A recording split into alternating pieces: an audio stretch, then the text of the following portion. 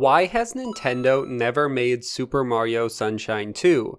Since the original Super Mario Sunshine was released, we have seen amazing fan remakes, followed by hoax after hoax, teasing we will see Super Mario Sunshine 2 on the Nintendo Switch, or even a Super Mario Sunshine remaster, which I would love to see happen, but it opens the door for a larger discussion on why Nintendo isn't acting on the fan outcry for this specific Mario game franchise to continue. Now, the reason why Nintendo never moved forward is a tough question to answer. Nintendo is a relatively secret company that does its best to not announce games until it's absolutely necessary, and also really never feel pressure to make a sequel, and instead have chosen time and time again to push their biggest franchises into completely new directions instead of dwelling on the past. Which is great for keeping franchises from going stale, but it hurts when fans gravitate towards certain games over the years and want to see them return in some form or another. And it seems Super Mario Sunshine is just another Mario entry that will most likely never have a sequel. So let's dive into where is Super Mario Sunshine 2?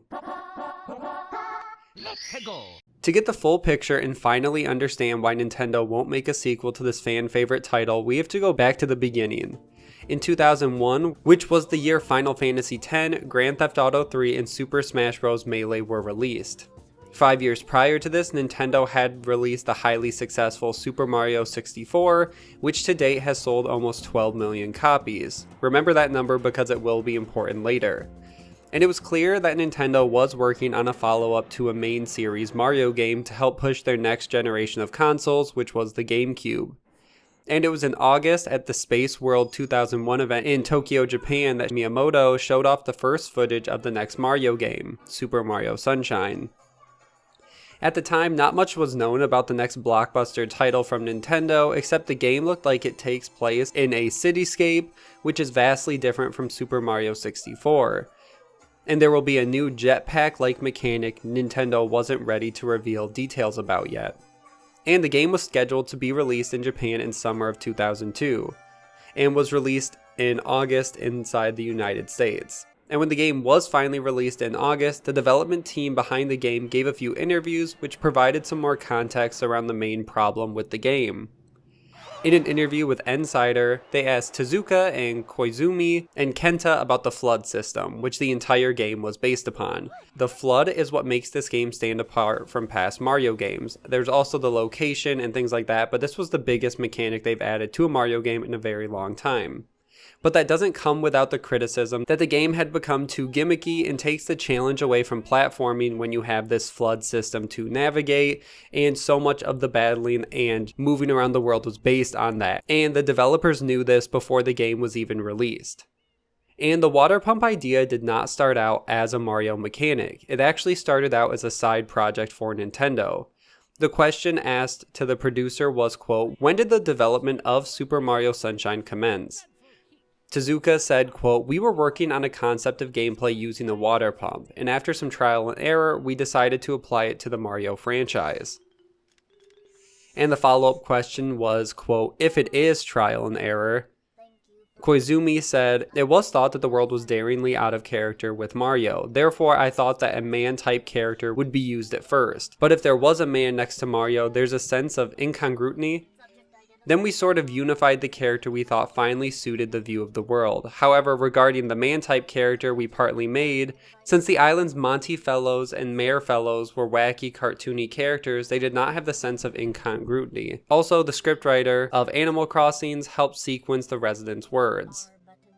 Now, it makes sense that this function might not have been their first idea to take the direction of this new Mario game into. Years after Super Mario Sunshine was released, Miyamoto did an interview with Japan's Nintendo Dream magazine, and he was asked about Nintendo titles that never saw the light of day. He responded and talked about Mario 64 too. He said that pieces of Mario 64 that were created turned into other games, and that they were planning on including Luigi in the original sequel to 64 2, but could never get the mechanics to work. And he followed this up by talking about Mario 128 as well, which was shown as a GameCube video demo, which was the main inspiration behind Super Mario Galaxy years later, but at the time it was another idea placed on the back burner and shelved for Nintendo. which is where the nozzle comes in. It sounds like it was never a big favorite among insiders and workers at Nintendo using the flood system, but it was used regardless, and the producers definitely reflect on this. It wasn't their favorite, and they didn't know if the community would like this idea. Continuing on in the interview, they were asked, the fact that you can temporarily fly in the sky with the nozzle radically opens up a lot of new gameplay mechanics. Azui responded, there were about 10 candidates for the type of nozzle which we should use. The flood was actually not one of the favorites, but it seemed to work the best in the gameplay setting. Tezuka said the direction of the game would have been too complicated and risky with some of the nozzles we were contemplating, and Azui closed saying there were plenty of shortcuts that can be accessed with the flood system back to the nozzle point. If this game was not 90% dedicated to the nozzle peripheral, then some of the more complicated nozzles would have been used. So this was a hit or miss feature with fans, and a hit or miss feature even among the development team, and sounded like the least worst option to them when they were developing and what would actually be practical for the game they've already made. And that's not the only problem the game had. Looking at the sales of the main entry Mario games as well show that this was not necessarily a success Nintendo was looking for. I do think it's worth mentioning that for each new console launch, usually Nintendo will push out a new Mario entry, and then sales of the games are based on the console themselves. So this is all very rough estimates and it all varies, but if we look at the N64 itself sold around 33 million console units within its lifetime, and the main entry Super Mario title, Super Mario 64, sold around 12 million copies, which puts the ownership of the game right at 36% of the people who owned a 64 own Super Mario 64, just a rough estimate.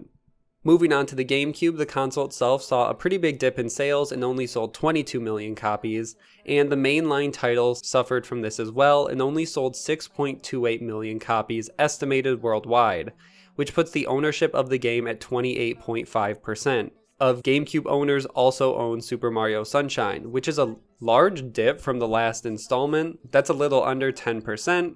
And we can also look at the Wii as well for fun, but this console was a big outlier because it just became such a big international hit, so the numbers are a bit skewed.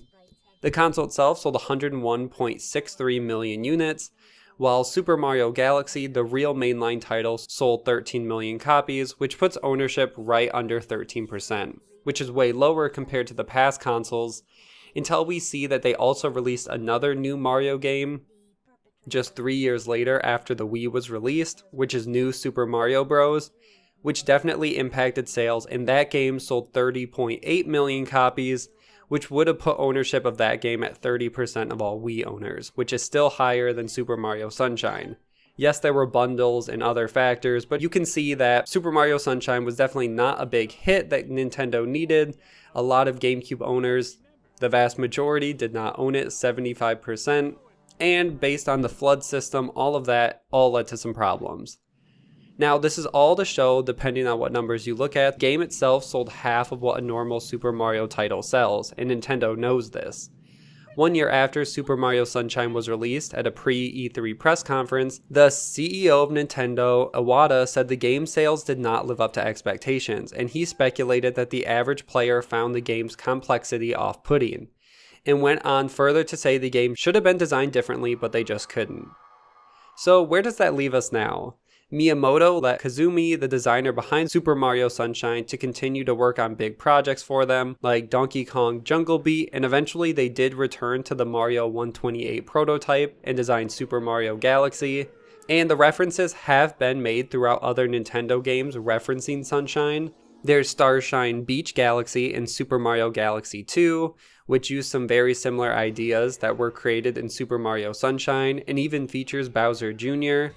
There have been tracks referencing the game in Mario Kart and Super Smash Bros. And more recently, fans have started to speculate that Nintendo might have started teasing the return of Super Mario Sunshine with a beach-themed Mario. So only time will tell if Nintendo is willing to bring back this series in spite of low sales and gimmicky mechanics. It seems like instead Nintendo just moved forward with Super Mario Galaxy, which the first one did very well for Nintendo, enough to get a sequel, and I think it pulled together a lot of ideas that Nintendo had had been working on in the past without feeling too gimmicky and relying on a system like FLUDD in Super Mario Sunshine. Now, let's just say Nintendo is working on another Super Mario Sunshine game or sequel or whatever they want to call it.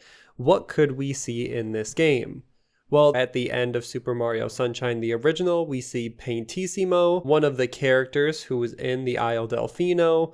We see him walk up on this beach to Bowser Jr.'s paintbrush that's left in the sand. So some people have speculated that if we do see a sequel, maybe he takes up the paintbrush and he could be a villain, or leads to bigger problems with having this still out in the world.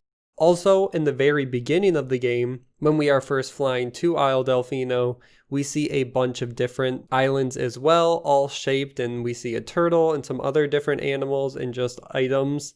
So people have speculated maybe we could go to a different island and we could have some adventures there similar to the first game, but also still with this island, very bright, very vibrant setting, which could be cool. But other than that, there's not too much else we know or can speculate about what the game would actually be about. That's where I'm going to end this video, and that explains where is Super Mario Sunshine 2. Low sales, gimmicks that fans and the developers themselves didn't like all contribute to why we never got a sequel to this game and why it's been on hiatus for so long. This game has a very special place for me. I played it growing up. I'm excited if they ever do want to bring it back and what some of these teases mean, and I'd be very down to buy whatever they end up wanting to release for this. That's where I'm going to end this video though. Make sure to like and share, subscribe for weekly gaming news, and I will see you guys in the next one.